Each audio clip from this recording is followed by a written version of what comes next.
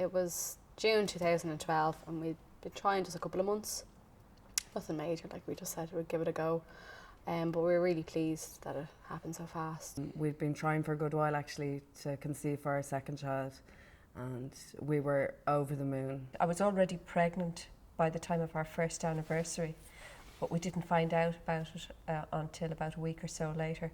It was a very much planned pregnancy, and you know, I was really excited to take the pregnancy test.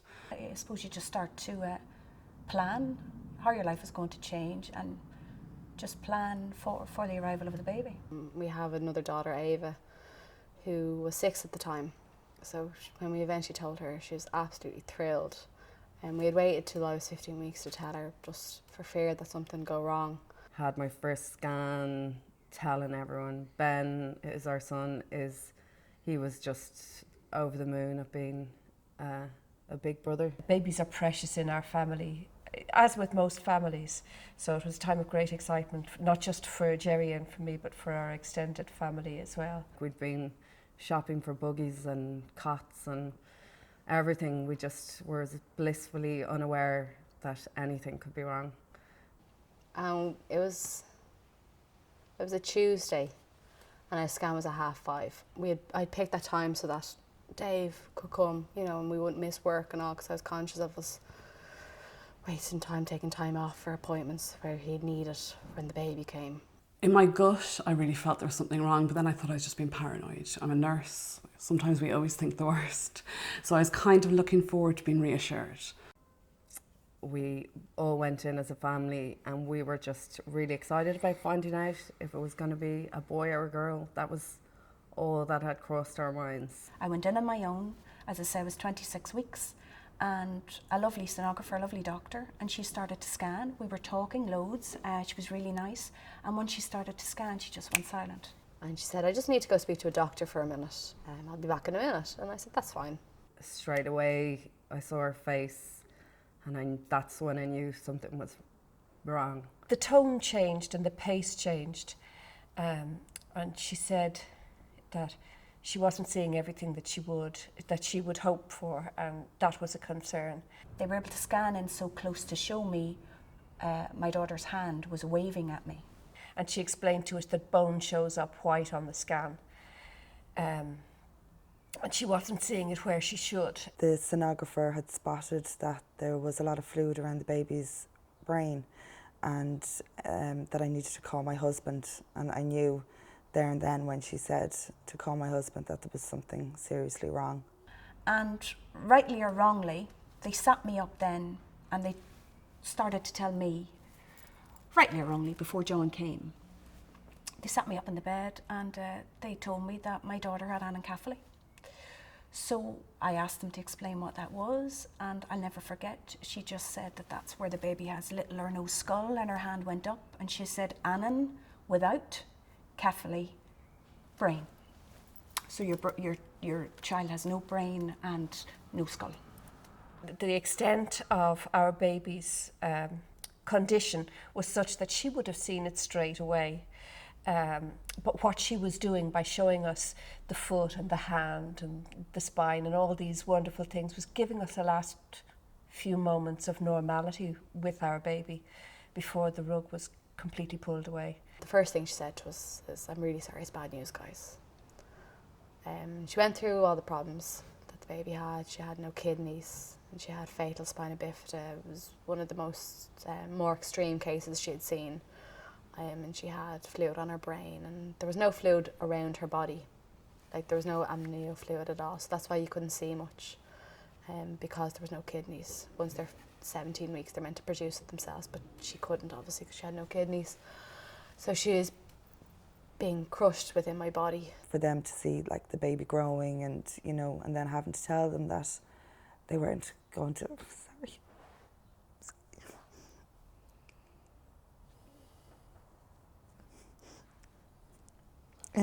just, you know, that they'd see that they were going to have to tell them that there wasn't going to be a baby at the end of it. I just said straight away, it's anencephaly, isn't it? And she said, we don't know, we think so.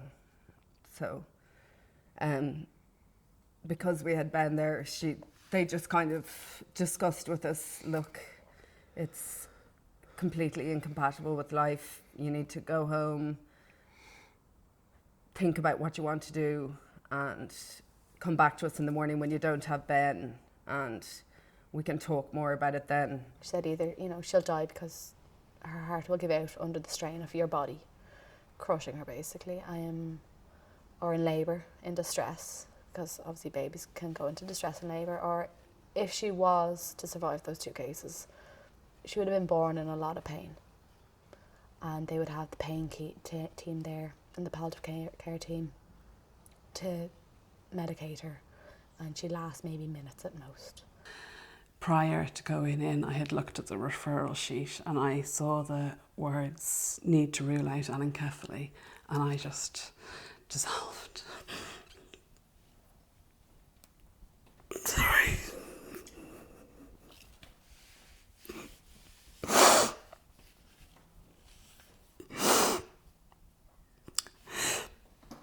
Because I knew what it was, I knew what it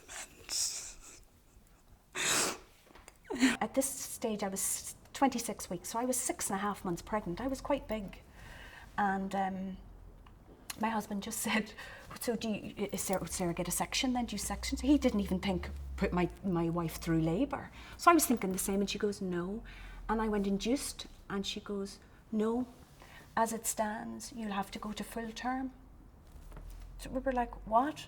And in her lovely accent, in Irish Catholic Ireland, there's nothing we can do for you here until you're full term.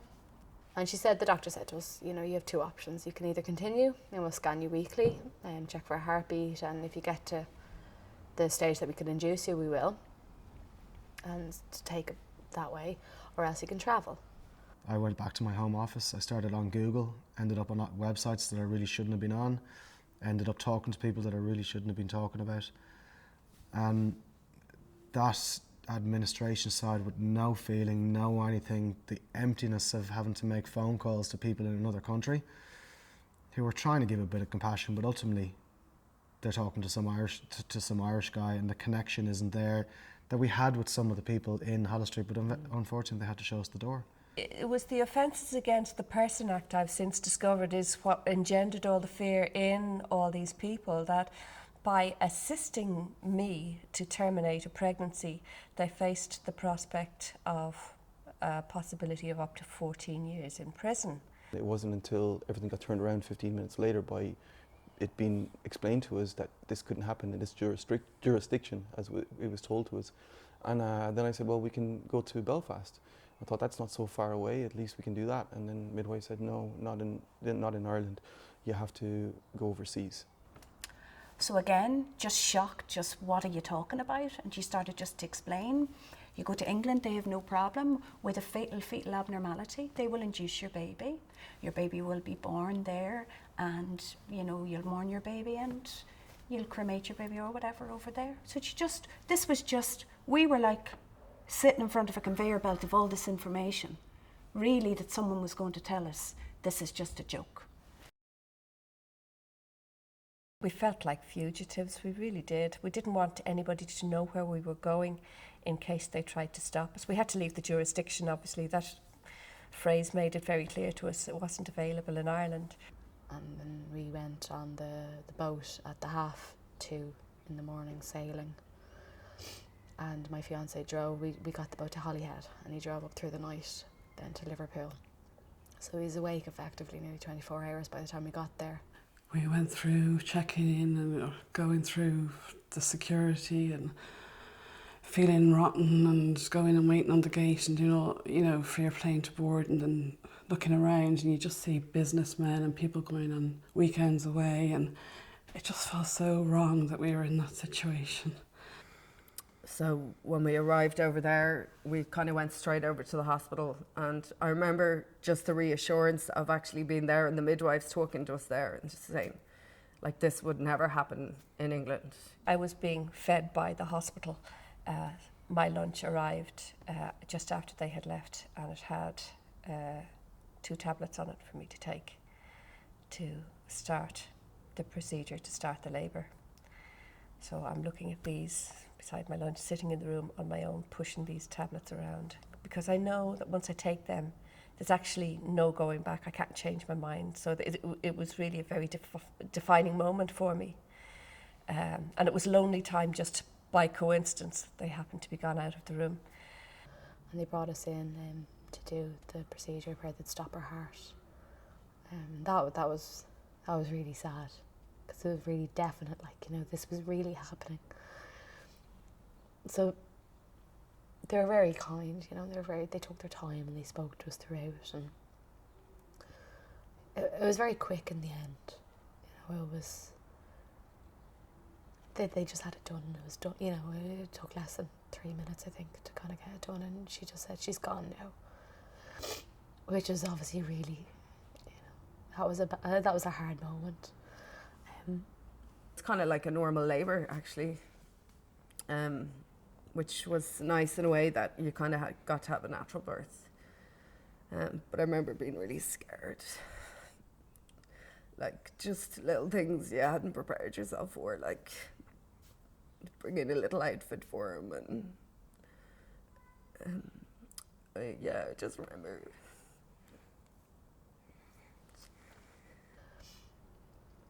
She was born then at 9 in the morning. And I still remember, you can hear people outside going to work. You could hear the traffic. And it was just, like, it was very peaceful when she was born. She was born very suddenly in the end. I didn't realise that she was so, you know, so ready to be born, and I had sent the midwife off to get me something, and when she came back she'd been born. David caught her, which was nice, I suppose, that her dad had delivered her really. And he cut her cord. When Joshua was born and the midwives dressed him, you know, we brought him back to the room in the hospital. We spent time as a family. A meal was brought in for us. And I remember one of the midwives said to us, no matter what anybody says to you, you're a mammy and a daddy now. And that was really, really important to us. You know, when I went up to the anaesthetic room, I remember being really, really, really upset, and I was sobbing. And the people, the staff, they were kind of looking at me, and I think they must have been thinking, why are you so upset? And I actually said it to them. I said, you know, I wanted this baby, but the baby's not going to survive. We kind of said, will you just take him away and maybe dress him? Because we didn't know what he was going to look like. And he was beautiful, wasn't he? He was almost perfect. He just had a little hat on him. He was tiny.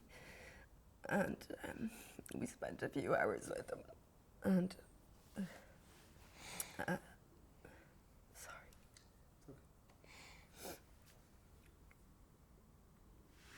We were there for about an hour maybe, and then they said, right, you can go now.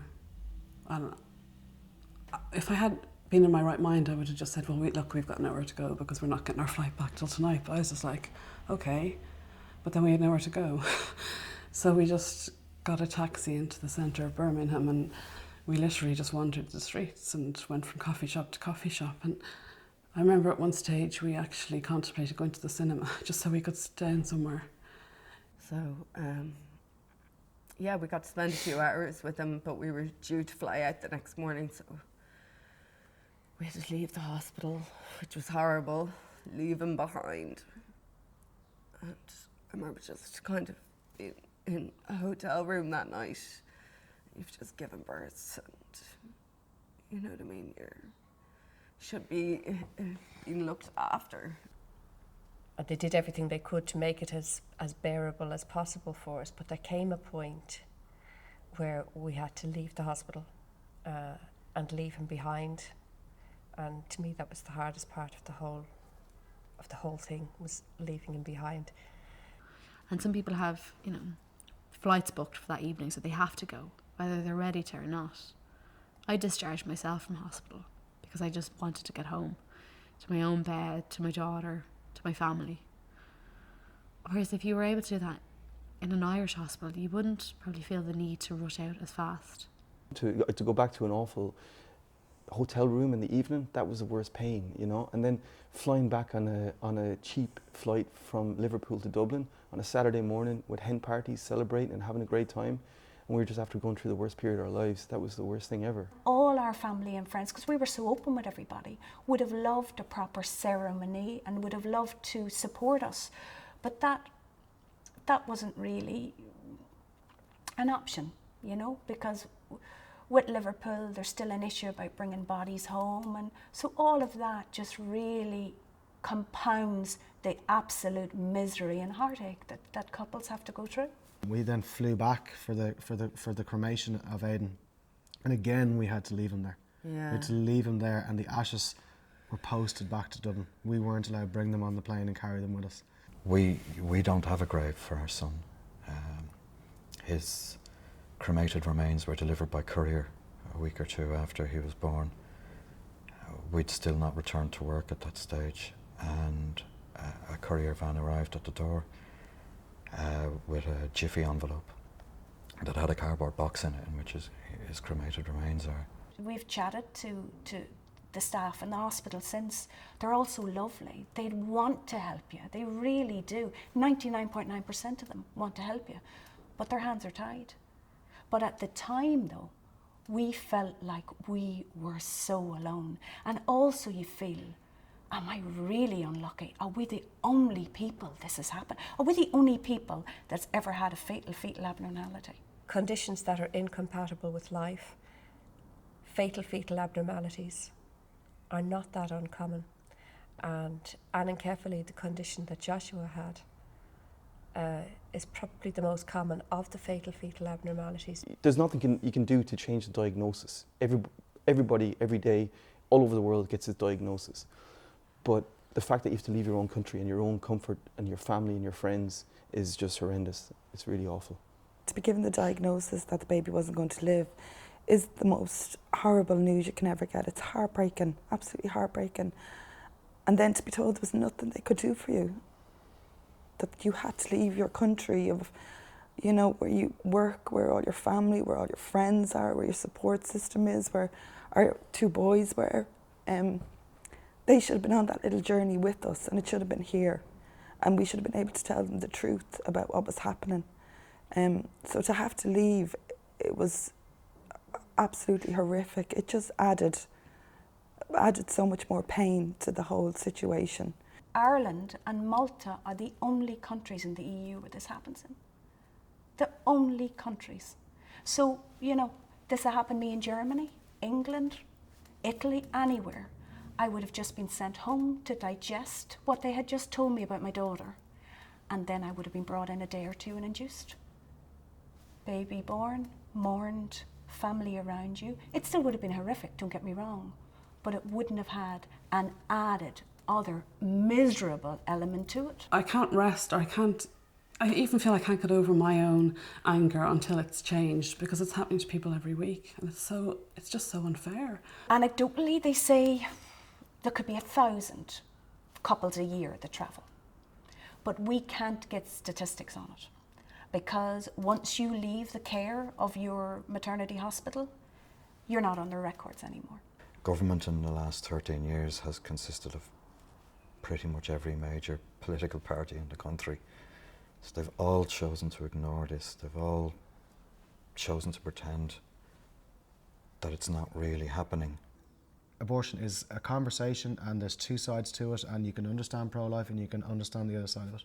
This is a completely separate subject that needs to be given the consideration it deserves at the end of the day.